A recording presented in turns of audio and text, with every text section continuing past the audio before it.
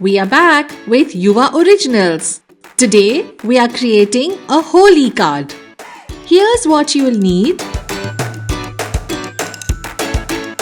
Start by taking a white A4 sheet. Fold it in half to form a card. Apply the masking tape around all 4 sides of the sheet.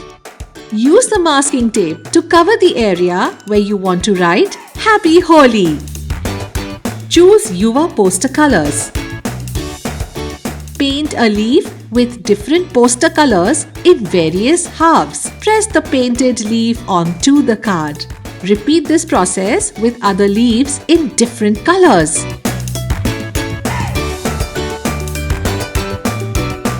Peel off all the masking tape. Draw lines in the 4 corners of the card. Fill the 4 corner sections with a black marker. Write Happy Holi in the center with a black marker. Your Holi card is ready.